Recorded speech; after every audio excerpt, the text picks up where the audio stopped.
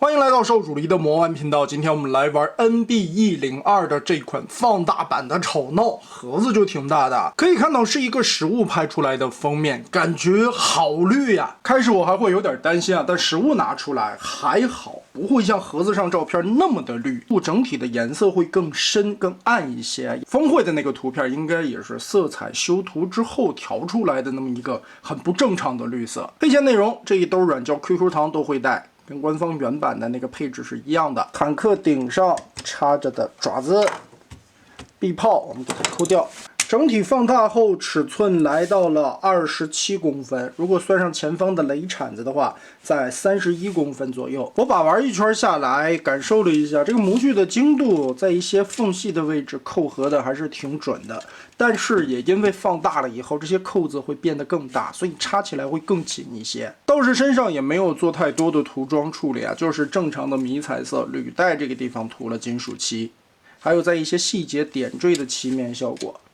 個頭很大，板件也很厚實，所以拿起來这個東西還是挺有分量的。我們來變形看一下吧。雷鏟子下方這裡的扣子先給它摳開，然後把棍子下方的扣子拉鬆，整個這一條摳出來。這個位置的杆下方有一個凹槽，得用點力氣把它插到底。其實在插這個東西的時候，就能感覺到這一回的一個阻尼感是非常緊實的。炮台部分掰着後邊的這兩塊給它張開，中間的這一塊整個的折疊收起來，這一塊轉過來的時候啊，要卡到底，哎，就可以跟這樣插上了。然後兩條胳膊中間的插扣稍微打開一些，目的是解鎖開中間夾合的深灰色的部分。這個地方左右也有兩個插扣的，把這裡打開，上方的這一塊蓋子掀起來。順着這裡邊 Z 字折疊把它提上來，前方的這兩片裝甲對折疊進去，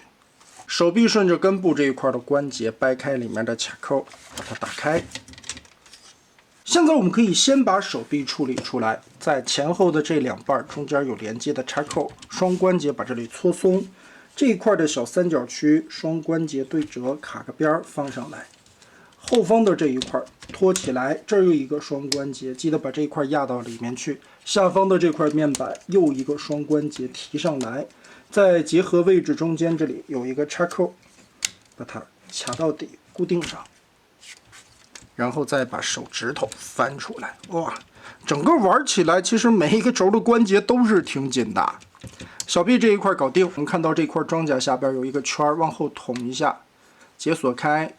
雙關節從根部的這個地方往過翻折，然後這一塊又一個雙關節對着捲過來，從這裡捲翻過來有一個插扣就把它定好了。上方的這一片再捲，又有一個插扣，找到位置給它扣上。好，拧過來，胳膊搞定。我们就可以順着這一塊的齒輪關節把它立起來。現在把炮塔的部分變成了兩個胳膊和背後的炮的這些啊，這個時候要讓出來這兩片裝甲的一個旋轉空間。我們可以先往內折疊兩條手臂，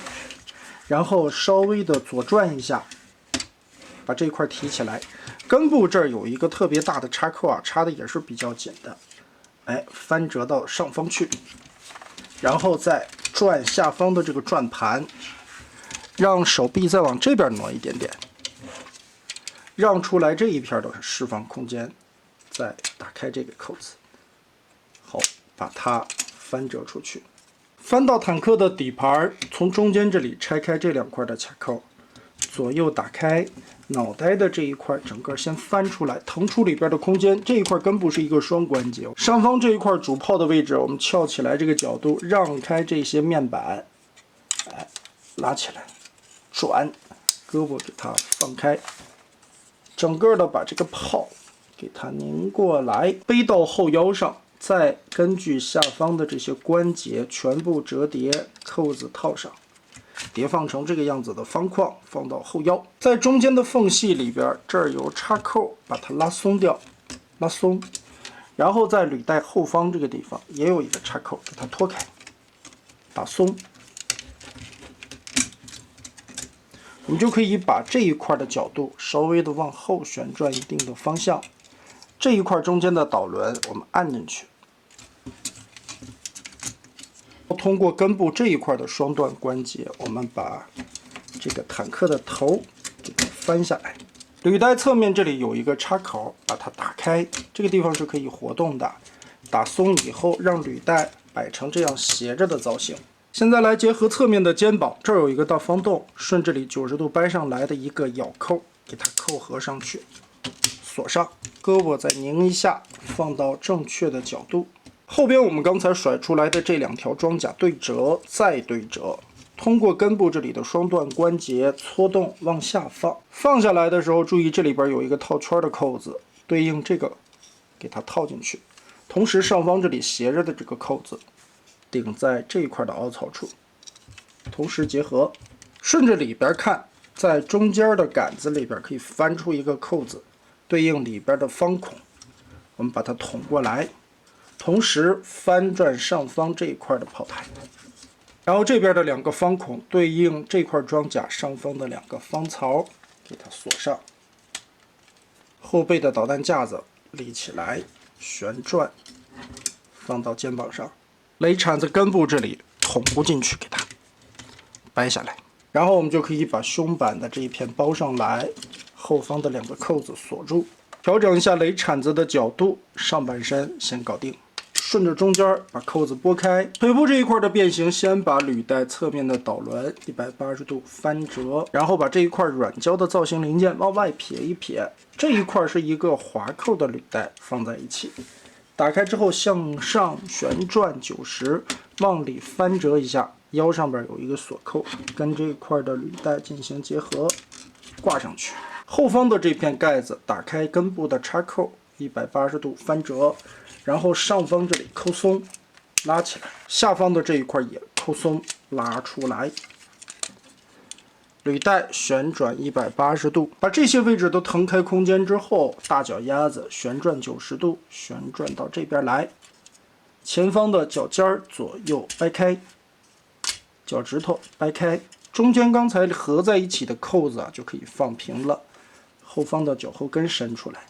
這兒有一個造型的刺刺，